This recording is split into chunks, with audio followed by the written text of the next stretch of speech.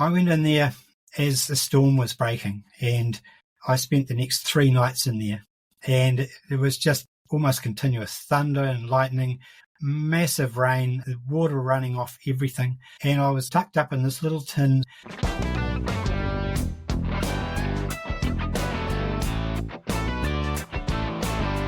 Kia ora, and welcome to The Tramping Life, a podcast about hiking in Aotearoa, New Zealand, or as we call it here, tramping. I'm John T, and in each episode I chat with people who share a passion for exploring this incredible country. We'll hear about the tracks they love, the huts they return to, the lessons they've learned, and what keeps them heading back into the bush.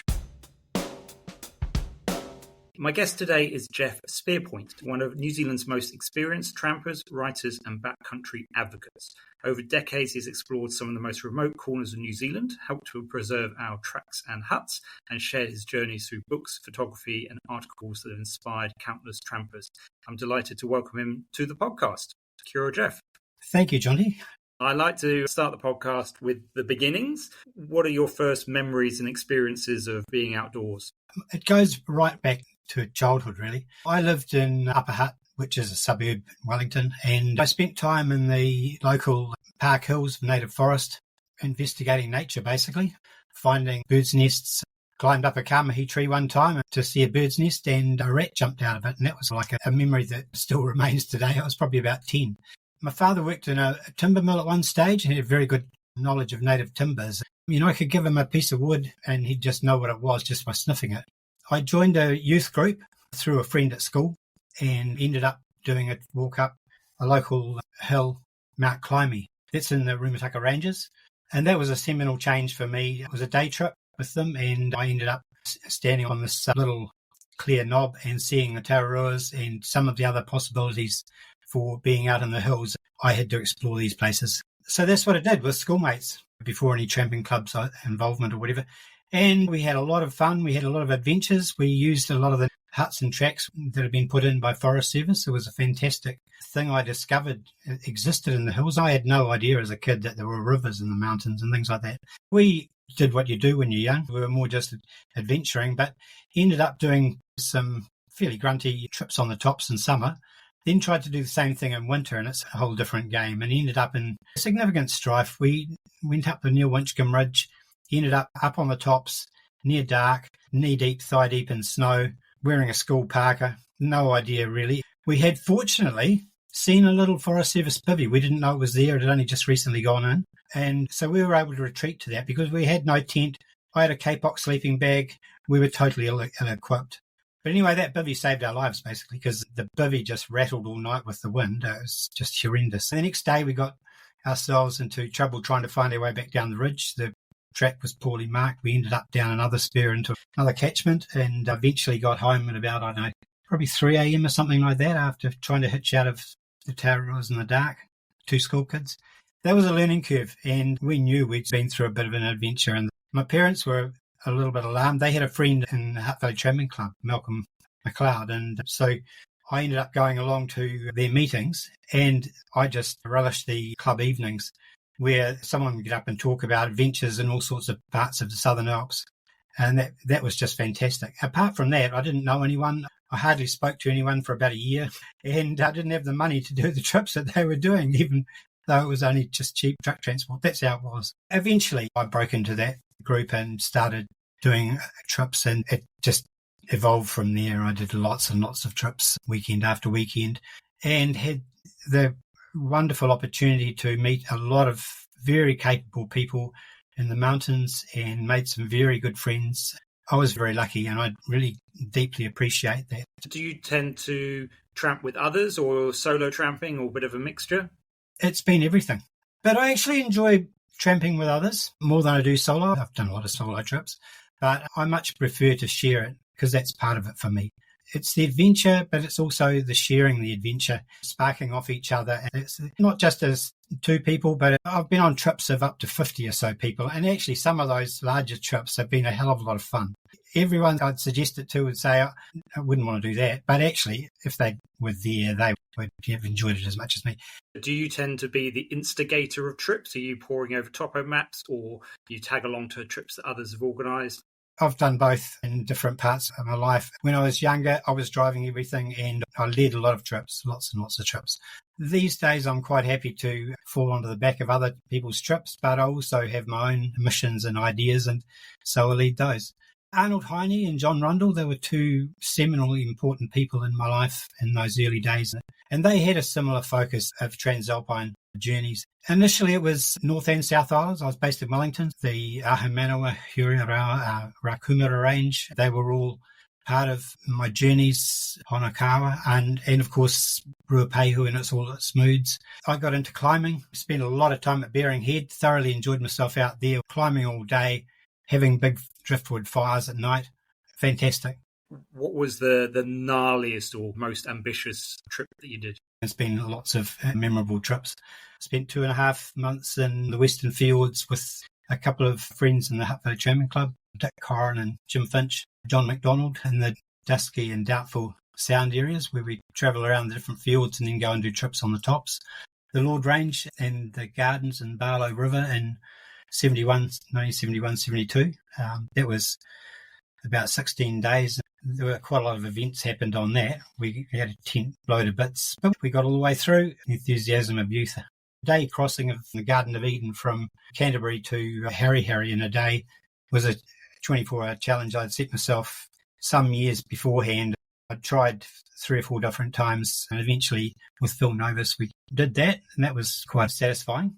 I just did lots and lots of trips, interesting corners from the Eyre Mountains to the Spencers. I do remember coming out of a trip from the Spencers. At this stage, the Spencers weren't in government ownership, it was still a farm.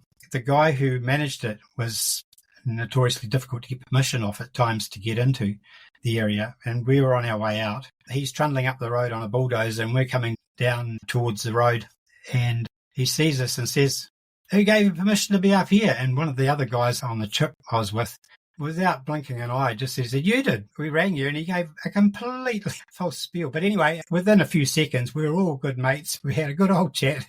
He happily went on his way. We went on our way. That's the way the mountain should be.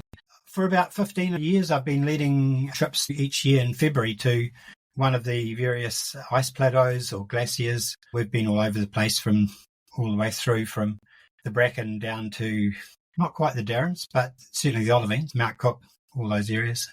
And they've been fantastic.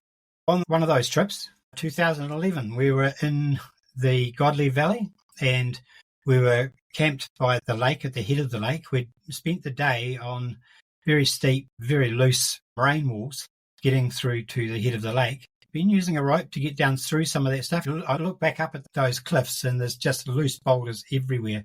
And I remember thinking to myself, you wouldn't want to be here in an earthquake. We camped that night and we had a mountain radio.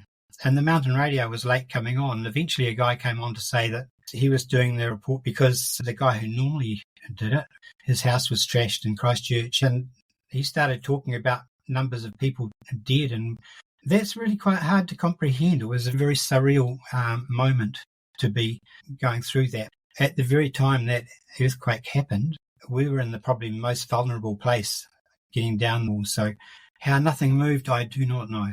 You had no idea that the quake had happened? I did hear that the Tasman Lake, a large piece of had carved off. So obviously the forces were travelling through there, but yeah, that was those little things that happen in the mountains. You don't know what drives it. I've done various trips overseas, climbing trips. The first one was in 1979 with some friends to the Indian Himalayas, Graham McCallum and co. I spent about 6 or 8 months with Galen Wilkinson, having a wonderful time in the Himalayas and Karakoram ranges, doing a lot of transalpine trips. And then I had a couple of trips with John Nankervis from Wellington, a friend, to places in Tibet, the Kawagabo range, the Deep Gorge country, and Kata and Kingshan Glacier area east of Everest. What have you seen overseas that you think we could bring back to New Zealand, or things that you've seen overseas that you really hope doesn't come here? Basically, New Zealand has evolved its own culture in the mountains, and actually there's not a lot that I want to particularly bring from overseas to New Zealand. I think we have what we have because we are who we are, and actually we don't need to be importing the rest of the world's benefits and problems here. We're doing okay. We've got our own unique system. We have our hut network. We have our track network. Yes, it's a little bit challenging, but that is the New Zealand mountains and reflects our landscape and our flora and fauna. You've been on lots of different adventures. How have you paid for these? What's been the day job? Okay, so here's the truth. When I was at school, I didn't know what I wanted to do when I grew up, and I'll let you know when I've grown up what I'm going to do. But basically, I trained as a technician in microbiology, and that was okay. I always enjoyed science, but that was not my thing. When I had a conflict between work and an opportunity to do a trip in a remote part of Fiordland, I went to Fiordland, and that meant leaving the job, and I didn't think about that too much. So basically, I've worked to feed my interest in the mountains. Maybe in today's world, I would have done some other thing that would enable me to do both, but those opportunities didn't exist. I looked at wildlife as a possibility to apply for. They took 2 people a year, and I was never going to be one of the Forest Service. Took a few people, but I didn't really want to be a colour. So there were very limited opportunities. The way it worked out is very good, because for me, I was very interested in photography and also in writing. I knew a friend in a tramping club who was a photolithographer, and helping out do annual magazines, I got to understand some of the processes involved and got to see that there was actually a career in that, which was both interesting technically and also something that I could do as a way of funding what I wanted to do. Fortunately for me at the time, there was a real shortage of photolithographers, and it was a position that was reasonably well paid. I had opportunities in different places. I retrained completely and ended up working in various places in photolithography, and then went on to work in Christchurch in the print industry, where the periods that were busy were the periods leading up to Christmas. And after Christmas, they were quite happy if I was away. And so that's when I wanted to be away on trips and really doing things. So those 2 things balanced out pretty well. And I ended up with a job that paid the bills and a lot of time to pursue the trips that I wanted to go on. With my books, the first one of those was a friend, Peter Radcliffe in Wellington, approached me and asked if I would take over a book he was doing called Waking to the Hills. And that was one opportunity. I worked in Mount Aspiring National Park for a few years, and I got to take over the Moyer's Guide North, a new edition of that. I began researching that, and anyone will tell you involved in a guidebook, it's the greatest thing to actually start going to lots of places and investigating all sorts of corners of the country. In that process, I got to see that there were actually a lot of tracks that were falling into disrepair. And one of the ones that really got me was going to a valley where there was a bridge across a really awkward creek. I read in the local Tourist Times that Doc had removed it, and they said that actually that had made the valley safer, and I could not get my head around that. So anyway, I needed to know what the situation was for the guide. So I went and talked to Doc. They said, yeah, we took it out. I got to understand later that actually when they say safer, it means safer for the department. The department doesn't carry any liabilities. I still drowned. But anyway, me being me, I was fairly thorough. I went in for a day trip on my own to check it out. They said they removed it all. I got in there, and what they'd done is cut the cables on one side, and the whole bridge was just hanging as a mess on the other side. I was pretty incensed at that. That was really dumb of them, because when I came out, I'm a writer. I sat down with a pen and wrote an article that I called Idiot Wins and put it in the FMC Bulletin. Surprising who reads the FMC Bulletin, which I think of as just being outdoor community, but actually I think Helen Clark had read it. And anyway, the next thing was ministerials and questions about this. But anyway, that doesn't change the fact that this stuff was going on. The funding wasn't really there. There were issues. So I just started thinking about how I could do something about that. And Andrew Buglis, he's a similar mind. We did initially make submissions and try and talk to Doc and head office and all that. And I went to all those meetings too. But in the end, it was very much deciding that these are actually owned by the people of New Zealand. And that Doc is there to look after them on our behalf. If they're not going to do it, just like Andrew, I believe that we should go and do it. And there's no reason at all in this day and age why that shouldn't happen. I did talk to Doc, and I had very good support from Wayne Costello in France, who was the Doc guy there, and others. All the staff there were very good, and the same in Haast. Geoff and Co. have been very supportive. And so I signed up to 3 huts down in South Westland to look after. That's Tunnel Creek, Roaring Billy and Thomasrua. And they've all had a lot of attention. There's more things to do, but that's okay. I'm working together with the department to sort that. But really, these documents that I signed initially, at the beginning, there were clauses in them saying things like, if for any reason we decide we're not happy with what you're doing, we can come in and fix it, and we can charge you the full cost of us flying in with our staff, etc., etc. Basically, they would have probably ended up selling my house. And I thought, that's fairly draconian. Do I, as a volunteer, want to go through that? It was really, I understand now, really just the lawyers in the department needing to cover themselves. But the way I reasoned it was that I thought about that and I thought, it's not going to happen anyway. Nothing I'm going to do that's going to require that. But if they did act unreasonably, how's that going to look on the 6 o'clock news? And I'll call in everyone I can possibly call in support. And it's not going to look very good if a volunteer has been taken to court by the department. But you have to think these things through, because in paper in front of you that you're signing, it looks pretty draconian. Anyway, moved on from that. Management agreements are now much better written, and it's been a learning curve all the way through for the backcountry community, for everyone. And there are some really key people that have created a culture that's enabled that to happen nationwide, and that Lou Sanson needs a big pat on the back for initiating the Backcountry Trust and looking at a way that was collaborative. There are already several hundred huts that have been maintained through volunteer works. We can do the rest of this. We do need some support from government and DOC, but it's minimal compared with what it would have cost the department. One of the other good things is also, it's not just the costs, it's also the collaboration. It's also working with departmental staff. It's the people in isolated communities who are working for the department, instead of feeling like they're under siege and attack, actually having people that they're working with who are seeing the same problems themselves and sharing that stuff. So there's wins all around. It's good for the community in terms of taking ownership and actually doing something, and it's good for the department to have outdoor friends. Was there a conscious connection with the classic books, The Shelter from the Storm and A Bunk for the Night, with that country movement? I think Shelter particularly was seminal in giving huts a profile. Huts are very basic, simple, and they've never really been recognised for a very long time, the importance they play in who we are as a people, backcountry culture, the whole thing. They're often regarded as pretty down there. And I think that what Shelter did was reflect that back to a community that actually understood how important they were and how special they were, but it also reflected it back to the department and to others in the general community who suddenly saw them as actually having an important part in our history. Now, it's to Rob and Sean that credit goes for initiating the book.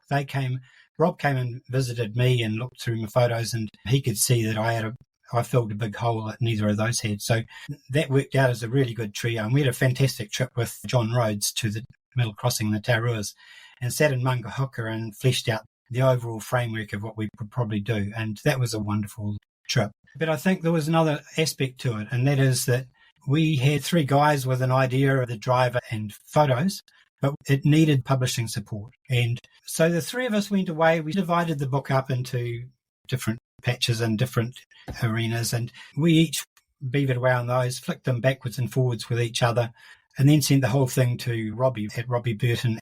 Robbie could see exactly where we were coming from, and he backed the book against the advice of some others around about its potential publishing success. I think putting it out as a coffee table book that's hardcover and well presented gives huts for the first time the mana that they needed and deserved, and they were going to need into the future for the recognition that they needed. Actually, what we're doing now is a return to what we were doing long before DOC existed. So back in the day, there were a lot of tramping clubs, alpine clubs, mountaineering clubs, 1, 2, 5, 10 huts that they looked after. And some of those clubs are still doing that. They've been doing it all the way through. When I first joined the Hutt Valley Tramping Club, we'd go away and work on tracks. What cancelled that out and left a big gap for decades was that Forest Service would go in and cut a track through a patch of country, and it would be maintained to what a group of volunteers could do in a weekend. Sometimes we came back a few weeks later and Forest Service had been through with their track cutting crews with chainsaws, everything. And the whole thing was like a mow-in highway, and we couldn't compete with that. Actually, we weren't really needed. They were happy to be doing that work. So that dropped off volunteer efforts. But it's not as though it wasn't there in the first place, and it's not as though it wasn't part of the culture for many decades before DOC. That's an excellent point. I guess on the topic of huts, have you ever counted up how many huts you've visited? I have never, ever counted it up. I've got no idea. I think Hutbagger is a fantastic site, and I totally support it. These things are just other ways for people to get out into the mountains. But here's the irony. I spent about the first 30 years of my life avoiding huts and doing a lot of transalpine trips into remote places off track. After I'd done all the tracks and huts and Tararuas, I then spent weekend after weekend doing trips where I'd use the tracks for the first hour, and then after that it would be camping, and it would be some isolated, interesting little spur somewhere, just filling in red lines all over the place and going new places. But now I'm at a phase, I'm in my mid-70s, and so I'm now at a phase where I'm actually really enjoying checking out new huts that I haven't been to before, and there's still a fair few around. I've been to a lot, but I haven't been to everything. There's a lot of people way ahead of me in the hut bagging stakes. But these things also provide a focus. They provide a kind of quite a strong community of people who are passionate about huts. There's so many to choose from. I really like Tunnel Creek. There's something about that place that has a nice ambience in the head of a valley. It's all pretty mellow, but it's actually a very nice spot. And I have a particular affection for that, having spent quite a bit of time in there on the track and hut. But there's a lot of huts on the tops as well. The tops is my go-to place, really. It's not so much huts individually. I'd probably say more experiences I have at places. I have a very clear memory of a trip I did on my own in the Tararuas to a hut that's long gone now called Bannister Basin. And it was, I think, Internal Affairs had built it originally. It would certainly never pass any building standards, but that doesn't matter. But it was tucked in this high alpine basin surrounded by Bannister, Dundas and various peaks. And I went in there as the storm was breaking, and I spent the next 3 nights in there. And it was just almost continuous thunder and lightning, massive rain, water running off everything. And I was tucked up in this little tin. There wouldn't have been any building paper or anything like that on it, with a little open fire and enough dry firewood to just eke it out and enjoy being there. And I remember moving up onto the top bunk so that I could be lying with my head so I could hear the rain louder on the tin. It was just fantastic. The thunder just reverberating around those tops, ongoing lightning. There was so much rain that when I got out to Kiriwakapapa, the streams were all still really high, and I remember seeing a cow get washed away in the stream. This is normally a little creek that kids would play in. It was just a huge rain. But anyway, that was a fantastic experience, and I just really treasure that memory. Now, particularly, you've spent a lot of time up in the mountains, and climate change is a big topic. I'm interested in your, I guess, personally, what have you seen in terms of the impact on our landscapes from climate change in the last kind of 50, 60 years that you've been out there? John, here, this has been happening for 100 and something odd years. There's articles in the New Zealand Alpine journals by A.P. Harper around about 1900 or something, talking about the changes as in the melting of the glaciers in I think the Tasman, but also on the Franz Fox. There's various ones that he wasn't just looking at from a distance, he was measuring and actually looking at and writing an article for the journal specifically around the recession going on of ice. For me, one of the biggest changes that I really took notice of was going into the Garden of Eden in Ella and going to Adams Flats. And I'd seen photos of Pasco's in Alpine journals with the glacier coming right down to the flat and quite a significant glacier and behind it pushing. All of that was gone. The glacier and further up was much reduced. It was basically dying. And then I stopped and thought about that fairly recently. Really, it was the mid-30s that Pasco was there. It was the mid-70s when I was there. So that's 40 years? Since then, there's been another 50 or so years. So it's longer now at the other side of it. And, that recession is continuing. And as it continues, the ice also thins. So there's actually It's not just at the toe of the glaciers, it's the thickness of the ice on the plateaus, etc. And in places that is now thinned to basically down to the bedrock, and a few tarns at one end of the western end of the gardens is thinned right down. But there's still a whole lot of ice in other places. But yes, it's happening. It's been consistently happening for a long time. One of the other things that people don't talk about is that as the ice recedes, there is less water in the heads of these catchments locked up. And so that water in spring from big glacier means that the rivers are higher if there's a bigger glacier. When it's thawing heavily in summer, those rivers are really pumping. Now that's reduced because the volume of ice that there is to melt is much smaller. And this has got big implications for hydro because actually we rely on ice melt refreshing them. Or we've been used to a situation where there was an abnormal amount of water running out of the mountains because of the warming. Well, that ice is going and nothing replacing it. In terms of bird life, how have you seen that change over time? It does change, but sometimes it's not as clear cut as it seems. You go to a place where you might go through it on one trip and see lots of bird life. You come back to it 10 years later and you hear nothing. And you come back to it another 10 years and actually the bird life's just going pumping. And sometimes it depends on the weather, the time of day, but also obviously there's been major hits on all the birds from all of the different predators that there are in the forest now. But I would say that a place like the Waitaha back in the 1970s, you could smell possums everywhere. What memorable wildlife encounters have you had? I've had kiwi run between my legs in the Cascade Cove. That was pretty cool. Didn't expect that in the middle of the day, but I guess just surprised them. And Cascade Cove's in Fiordland, Dusky Sound. I came down the Sinbad Gully near Milford at the end of a trip. As we were coming down, there was a really weird bird call that I now think was probably kakapo, quite close to us.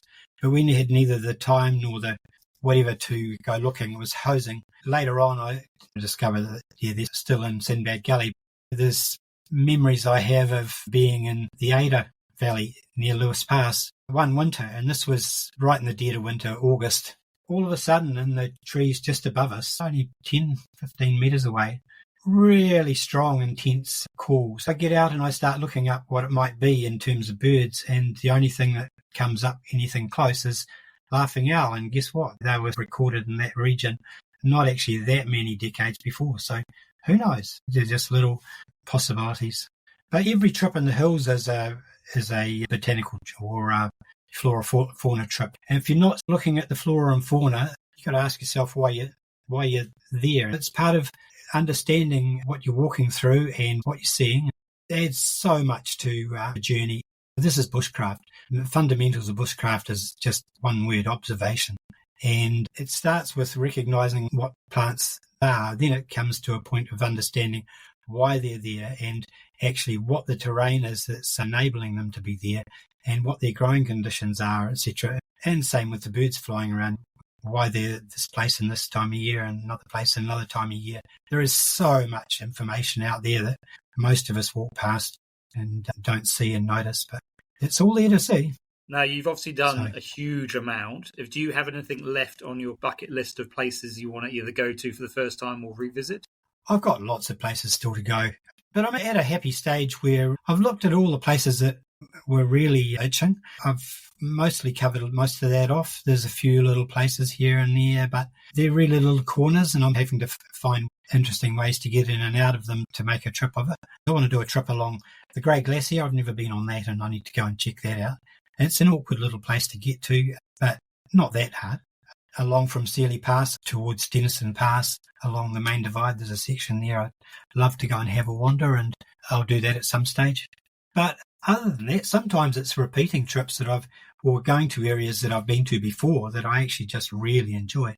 And some stunning ones around, everyone's the snowballs and glaciers and the back of the Matuki, and some of those places. There are endless places. If I had another life, that'd be great, but I haven't. Wonderful. I think you've made pretty good use of this life. Thank you for sharing those experiences. Thank you so much for listening to The Tramping Life. If you've enjoyed today's episode, please follow the podcast in whatever app you use. Tell a friend about it and consider leaving a rating or a review. It really helps more people discover the show. If you have any questions or feedback, I'd love to hear from you. Drop me an email at thetrampinglife, one word, @gmail.com.